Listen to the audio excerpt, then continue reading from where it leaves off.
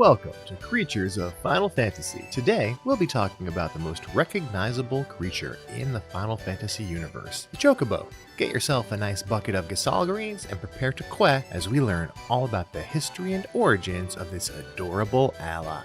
In the greater Final Fantasy universe, the Chocobo is used as a stand-in for horses. In addition to providing players with transportation and protection from enemies, they can be seen in later games pulling wagons and competing in races. However, the Chocobo is much more than a big fluffy horse. Synonymous with Final Fantasy, the Chocobo is a symbol of everything unique and charming about one of the most beloved franchises in gaming history.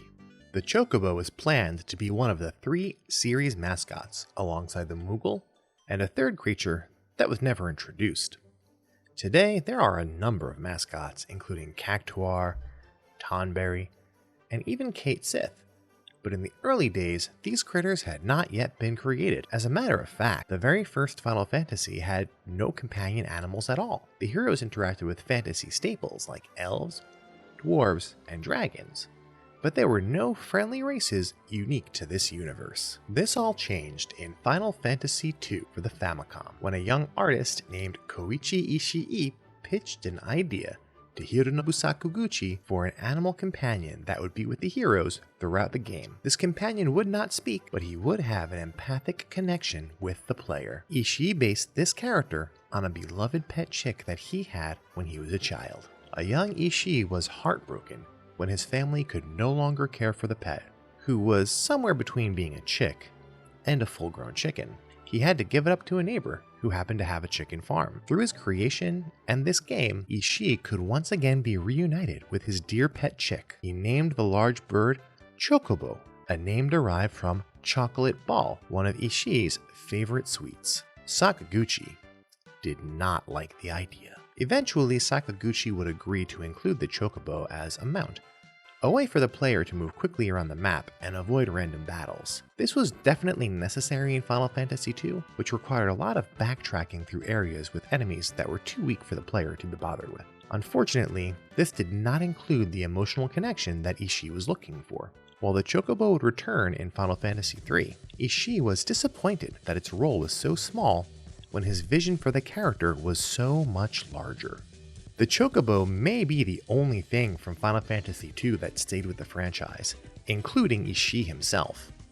Ishii would go on to realize his vision when he created the Mana series with the Final Fantasy Adventure. He would go on to work on the Saga series, which was the spiritual successor to Final Fantasy II.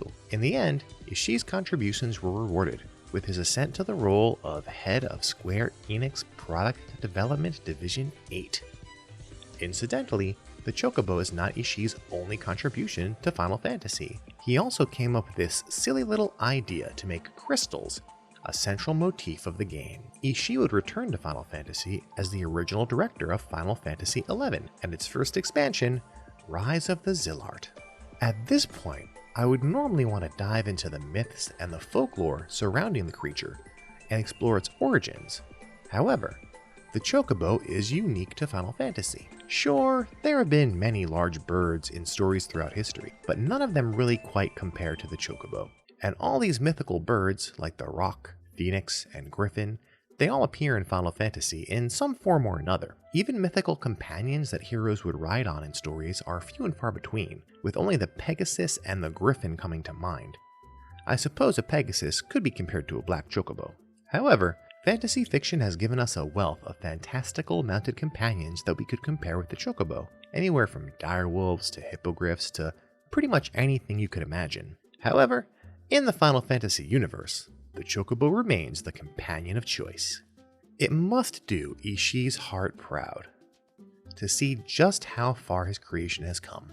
The connection between Chocobos and Final Fantasy players has surpassed anything he could have imagined so many years ago.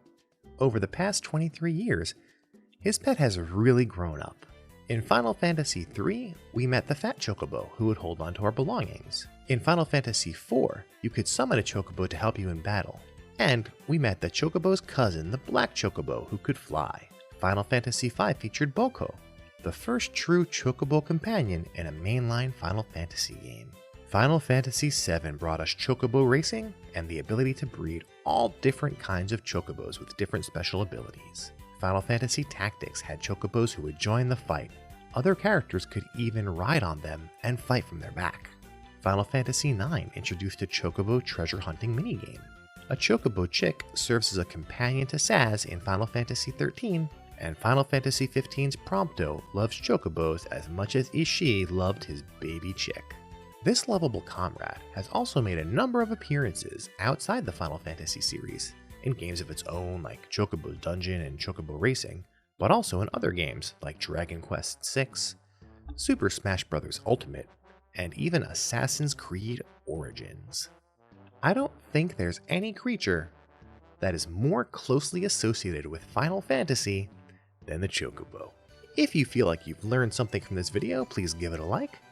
I'll be talking about Moogles in the next Creatures of Final Fantasy, so be sure to subscribe and enable notifications so you don't miss it. Now for my next upload, I will be continuing my Castlevania series with coverage of Circle of the Moon, so be sure to come back to this channel and check that out. You can click on the link floating around on your screen to check out another video, or take a look at the video description for links to my social media and my Patreon. Thank you so much for watching. I am so close to my goal of 1,000 subscribers, so please help me out. Once I get there, I can build a budget for the channel and start doing a lot more really cool stuff. So thank you once again, and until next time, game over.